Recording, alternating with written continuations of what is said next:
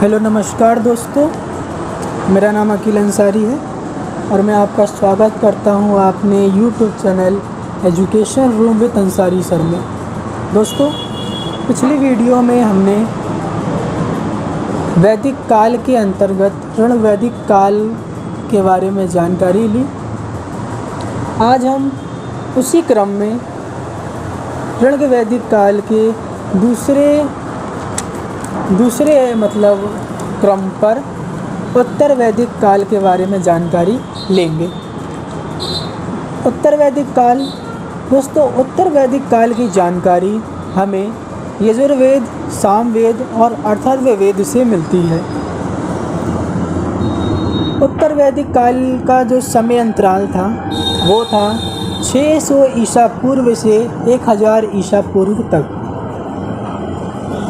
उत्तर वैदिक काल में राजा को राजन कहा जाता था और इसके अधिकारों में जो थी वृद्धि हो गई थी। जैसे कि मैंने वैदिक काल में ऋण वैदिक काल में मैंने आपको बताया कि अनेक परिवारों से मिलकर ग्राम बनता था, जिसका प्रधान ग्रामणी कहलाता था, और बहुत सारे ग्राम मिलकर एक विश्व बनता था, जिसका प्रधान विश्वपति, और अनेक विश्व मिलकर कबीला बनता था, और अनेक कबीले मिलके एक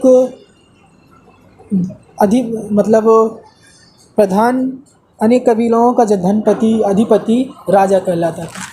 तो उस समय उत्तर वैदिक काल में राजा को राजन कहा जाता था और इसके अधिकारों में हो गई थी वृद्धि। अनेक जन मिलके जनपद बन गए और इसमें कुरु और पंचाल जो थे वो सबसे प्रसिद्ध थे। राजा को राजस्यु, वाजपेय, अश्वमेघ जैसे यज्ञ करते थे। राजा जो थे अश्वमेघ, वाजपेय और राजस्यु जैसे यज्ञ करते थे। राजाओं में एकराट, सम्राट और सौराष्ट्र जैसी उपाधि धारण की थी। उत्तर वैदिक काल में राजाओं ने एकराट, सम्राट और सौराष्ट्र जैसी उपाधि धारण की थी। राजस्यु यज्ञ में राजाओं के सहयोगी 12 रत्नियाँ भाग लेते थे। दोस्तों, उत्तर वैदिक काल में 12 रत्नियाँ भाग लेते थे राजाओं के सहयोग में यज्ञ करते समय। उत्तर वैदिक काल में समाज की संरचना ऋण वैदिक काल की तरह ही थी, परंतु अब स्त्रियों की स्थिति में गिरावट आ गई थी। ऋण वैदिक काल में महिलाओं की स्थिति बहुत अच्छी थी, लेकिन उत्तर वैदिक काल में महिलाओं की स्थिति में गिरावट आई थी। पुत्रियों को जन्म को अच्छा नहीं माना जाता था। समाज में ब्राह्मण सर्वोच्च थे। उत्तर वैदिक काल में जो ब्राह्मण थे उनका समाज में अच्छा खासा स्थान था, और जो वैश्य थे उनका प्रमुख कर जाते थे। वैश्य, आप जानते होंगे वैश्य किन्हें कहते हैं। जवालोपनिषद ब्रह्मचर्य, गृहस्थ, वानप्रस्थ, संन्यास चारों आश्रमों का उल्लेख मिलता है। उत्तर वैदिक काल में पशुपालन की जगह कृषि को अधिक महत्व दिया गया था। जैसे कि मैंने आपको बताया कि ऋण वैदिक काल में बकरियों, गायों और अन्य पशुपालन अर्थव्यवस्था के मुख्य आधार थे, लेकिन उत्तर वैदिक काल में पशुपालन की जगह पर कृषि को अत्यधिक महत्व दिया गया। सर्वप्रथम उत्तर वैदिक काल में ही लोहे को प्रयोग में काम शुरू हुआ। वाणिज्य व्यवसाय में वैश्यों का एकाधिकार था। यदि इनकी अर्थव्यवस्था और की बात की जाए तो वैश्यों का एकाधिकार उत्तर वैदिक काल में था। शतपथ ब्राह्मण में जुताई, बुआई और कटाई तथा मोड़ाई के भी उल्लेख हैं। यानी उत्तर वैदिक काल में जुताई, बुआई, कटाई और मोड़ाई का भी उल्लेख कहीं कहीं मिलता है। उत्तर वैदिक काल में यज्ञ और बलि का धर्म, यज्ञ और बलि, यज्ञ करना, बलि देना धर्म का मूलधार था। उत्तर वैदिक काल में इंद्र के स्थान पर प्रजापति महत्वपूर्ण देवता बन गए थे। मैंने पिछली वीडियो में आपको बताया कि ऋग्वैदिक काल में इंद्र को महत्वपूर्ण देवता थे। पुलंदर किले को जीतने वाला, इसे पुलंदर जिलों को जीतने वाला कहा जाता था। यानी ऋग्वैदिक काल में सर्वोच्च देवता इंद्र थे, दूसरे नंबर पर अग्नि और तीसरे नंबर पर वरुण थे। लेकिन उत्तर वैदिक काल में इंद्र के स्थान पर प्रजापति महत्वपूर्ण देवता बन गए। अथर्ववेद में सभा एवं समिति की प्रजातियों की, अथर्ववेद में सभा और समिति को, अथर्ववेद हमारे एक वेद है, 4 वेद हैं हमारे, आप जानते हैं, ऋग्वेद, यजुर्वेद, सामवेद और अथर्ववेद। तो अथर्ववेद में सभा और समिति, इन दोनों को 2 पुत्रियां कहा जाता था।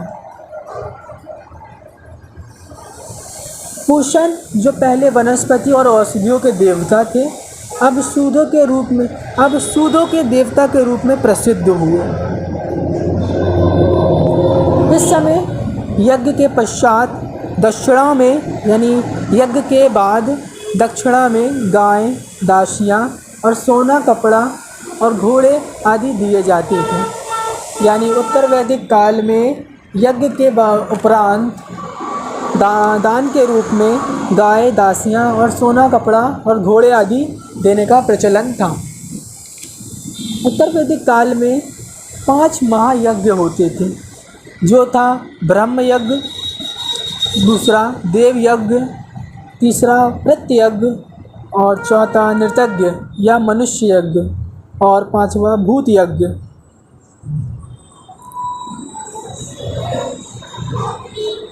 दोस्तों, उत्तर वैदिक काल में जो हमारे वेद हुए हैं, उन सभी वेदों में उपनिषदों की कुल संख्या जो है 108 मानी गई है। इन्हें वेदांत भी कहा जाता है। यदि पेपर में आए कि वेदांत कहते हैं, तो उपनिषदों की कुल संख्या को वेदांत भी कहा जाता है। उपनिषदों की कुल संख्या 108 है। महापुराणों की कुल संख्या 18 मानी जाती है। इसे मत्स्य पुराण जो है सबसे प्राचीन पुराण माना जाता है, मत्स्य पुराण। मनुस्मृति सबसे प्राचीन स्मृति ग्रंथ है। इसकी रचना शुंग काल में हुई थी। पुराणों के संलग्नकर्ता लोमहर्ष तथा उनके पुत्र पुरंदरशर्वा को माना जाता है। दोस्तों, हमारे भारत का एक आदर्श वाक्य है, सत्यमेव जयते, यानी सत्य की हमेशा जीत होती है। ये जो आदर्श वाक्य है हमारे उपनिषद मुंडकोपनिषद से लिया गया है। सत्यमेव जयते मुंडकोपनिषद से ही लिया गया है, जो कि हमारे उपनिषदों का एक भाग है।